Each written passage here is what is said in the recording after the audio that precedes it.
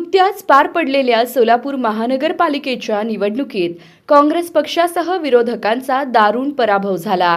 आता काँग्रेसमधील खतखत समोर येत आहे। काँग्रेस शहराध्यक्ष चेतन नरोटे यांच्यासोबत पॅनलमध्ये लढलेले आरिफ शेख यांनी आता गंभीर आरोप केले आहेत। यामुळे शहरात खळबळ उडाली आहे। बघा काय म्हणाले आरिफ शेख।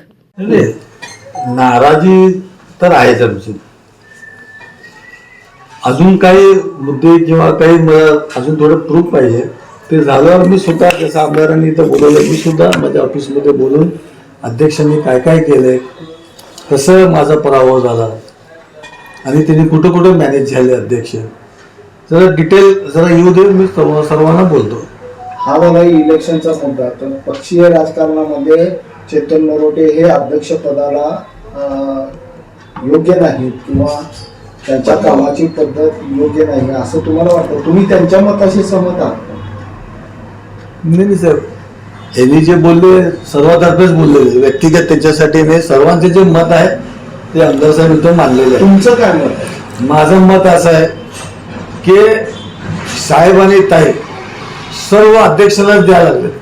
आमदारकी असू दे, काम त्या शहर अध्यक्ष असू दे, तिकीट असू दे, माझं एवढं मत आहे की अध्यक्ष यावेळेस उभारायला नको होते। त्यांनी सर्व शहराची त्याच्यावरून त्यांच्यावर जबाबदारी होती। तिने एकाच प्रभागामध्ये अडकून बसले, तुम्हाला माहिती आहे। ठीक आहे, त्यांच्यावर सर्वांच्या म्हणजे बारकाईने नजर होती किंवा अध्यक्षावर टार्गेट होता, तर त्यावेळेस तिने सर्वांना कुणाला नाही तर कुणाला तरी पक्षाची जबाबदारी द्यायला पाहिजे होती अध्यक्षांची। येलुला सर होते, निंबर्गी सर होते, चाकोते साहेब होते। तुम्ही बघा, मी माझ्या वार्डात बघतो कसं आहे, अध्यक्षपद काँग्रेस कमिटी वाऱ्यावर सोडून फक्त प्रभाग 15 हा टार्गेटमुळे सर्व जी परिस्थिती झाली या सर्वांचं कारणीभूत अध्यक्ष।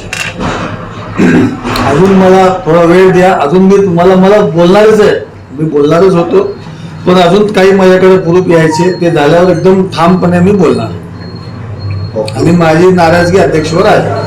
पण याच्यामध्ये अल्पसंख्याक समाजाचे असे अनेक कार्यकर्ते काँग्रेस सोडून गेले आणि काँग्रेसबरोबरचे संबंध चांगले असलेले संबंध दोघांमध्ये हे दूर झाले, पण अध्यक्ष मनधरणी करायला अयशस्वी ठरले असं तुम्हाला वाटतं का? बरोबर आहे ना, खरं आहे ते। काँग्रेस सोडून जे जे काँग्रेस अल्पसंख्याकचे नेते चालले त्यांना जाऊन समजायचं हे तुमची काय अडचण आहे, काय प्रॉब्लेम आहे, असं कोणच करायला तयार नाही ना। अध्यक्ष करायला तयार आहे ना नेते मंडळी करायला तयार आहे। तर त्यांनी कोण येते, कोण येऊ दे, कोण जाते, कोण जाऊ दे, अशामुळे काँग्रेस पूर्ण संपलेली आहे।